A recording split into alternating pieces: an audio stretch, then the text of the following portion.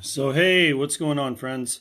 I am just getting ready to start doing a little bit of the audiobook and wanted to bring you along with me for the recording of the audiobook. So, it's pretty exciting work for me. I have yet had to have the time. So, one of the blessings of the corona is the time to do the audiobook. So, I'll go ahead. This is the recording so far on I'm using Audacity, and it's a really interesting program. It shows all of the unfolded. I began to write letters to the many people who were involved in my criminal and drug-addicted life, telling of the power of God's love. One day a friend... That's where I stopped. So I have to find that in the book now, and we'll begin from there. So I'm on chapter, I believe, and this is our homemade studio, home studio, I guess I should say. I'm on chapter three or four, I think. So let me check it out. What chapter this is. This is chapter,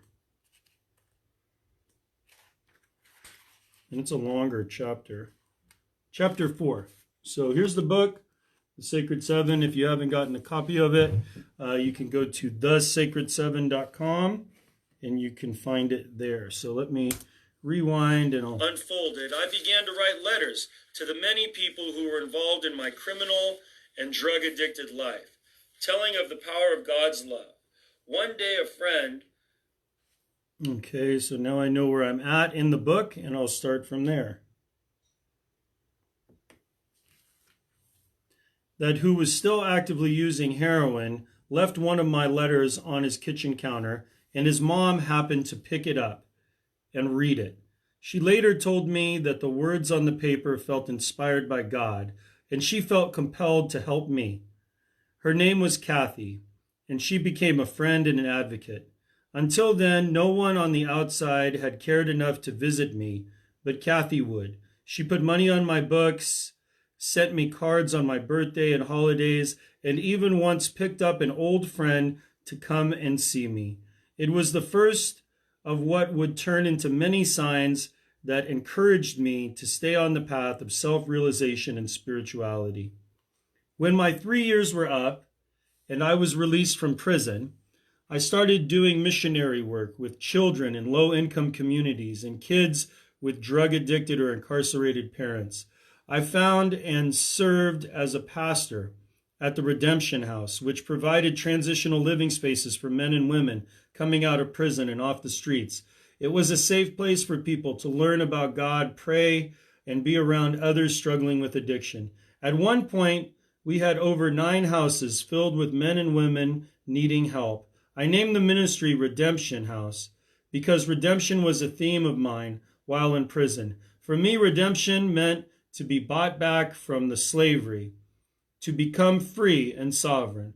Redemption has meant a lot to me, so much so that while in prison, I had the word tattooed on my back as a timeless reminder of freedom and spirituality has given me. Oh.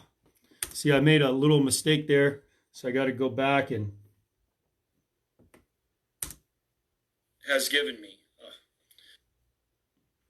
So it's kind of an editing process as you go. Has given me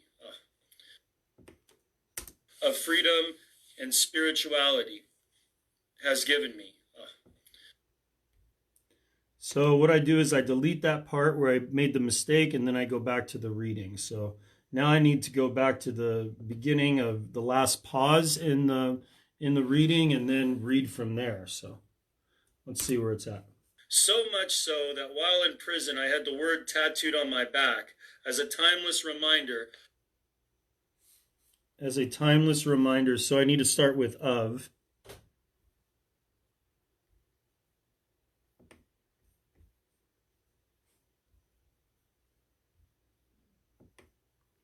Of the freedom that spirituality has given me.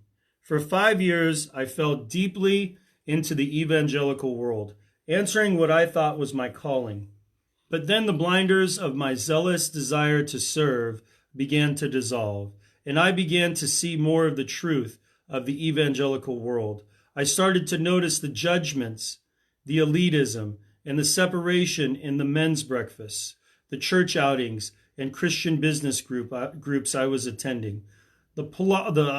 See, this is where it's like, I got to go back and make changes. It's the process of doing this.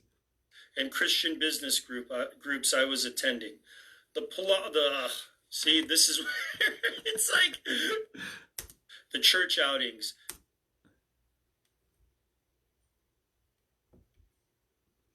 Delete that part.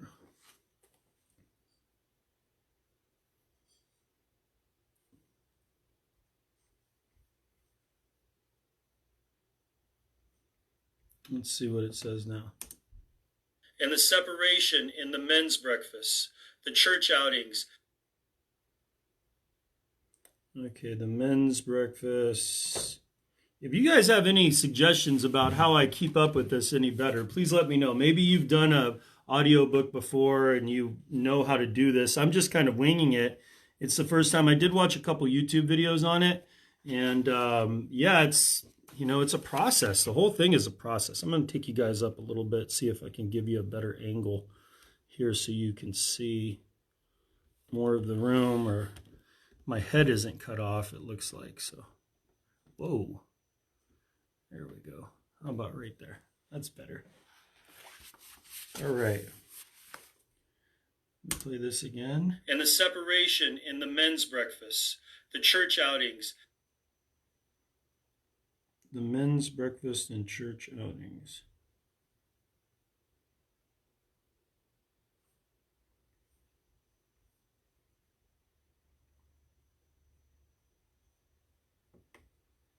And Christian business groups I was attending. Politics and agenda had superseded the purpose of the teachings of Christ, with a focus on conquering the world of sinners. My relationship with the community that had given me so much was being questioned, and my heart didn't feel that it had anything to do with my relationship with God. In fact, my relationship with the source had begun to broaden and become more expansive. I began to experience profound presence that is more fluid, pliable.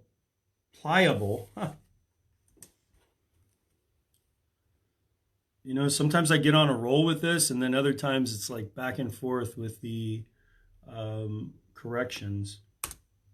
I began to experience profound presence that is more fluid, pliable.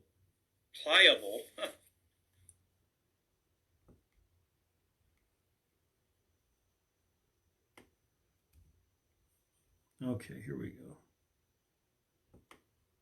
I began to experience a profound presence that is a lot more fluid, pliable, available, and yet more mysterious than ever before. The religious path I had been following had offered me some of the safety and comfort I had craved for a long time. It was easy at first to follow the lead of the church leaders and to finally have answers to some of the most perplexing questions I had about my life. Questions like, why had so many people in my life, purposely or not, hurt, abused, or neglected me as a child? I was comforted with the simple idea that it was because they didn't know Jesus. And that mollified me for a while. Still deep inside me, I didn't feel right. Something felt wrong about some of what was being considered God's chosen people, since it implied an uneven playing field, even where God was concerned. It caused me to start questioning my beliefs around the entire Christian worldview. Unfortunately, within Christianity, like most structured religions around the world, there is a certain spirit of separation that underlines its precepts. It's a voice that causes us to say that maybe we're better than someone else, or maybe our ideology is better than someone else. Maybe it claims that we're going to go to some utopian place because of our ideology. Inside that idea of separation, our metaphysical architecture creates a container of safety within our own idea of who we are. At the same time, inside of the seemingly safety,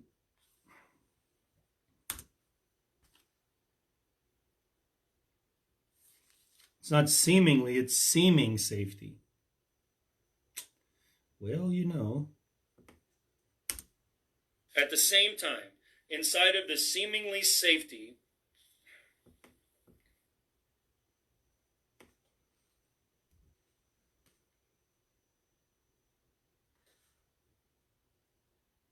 okay, where did I go?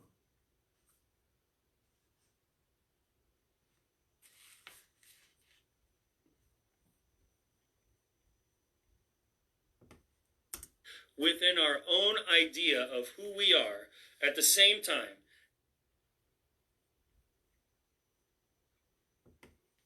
inside of that seeming safety, there is a certain obligation to let go of one's truest self.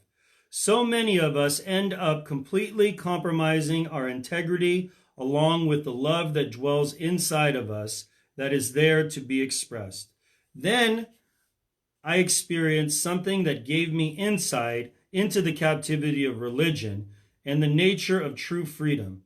It would change the course of my spiritual awakening. I had been hired under a substance abuse and mental health services grant to go and share the drum with the children and elders of the Havasupai Nation at the bottom of the Grand Canyon. The intent was to help reduce the incident of suicide there. The Havasupai are the most remote Native American tribe in the continental United States. Only about 700 of them live down in the canyon, and the only way anyone can get there is by horseback, by foot, or by helicopter. There are no roads, no airstrips, no train tracks that lead into the village. Being so isolated, you would think that they'd be protected from the dangerous and destructive forces of drugs, alcohol, and thoughts of suicide. But the struggle for survival is very real, even in the midst of one of the most beautiful places on the planet. By that time, I had facilitated thousands of transformative drum circles, yet I felt an uncertainty emerge in me about working with the Havasupai. The magnitude of working with the most remote Native American tribe in the continental United States was overwhelmingly. That doesn't make sense. Continental United States was overwhelmingly. The magnitude of working with the most remote Native American tribe in the continental United States was overwhelming. That should be. All right, little typo there. You got to mark this page because there's a couple typos in the book still that we're going through.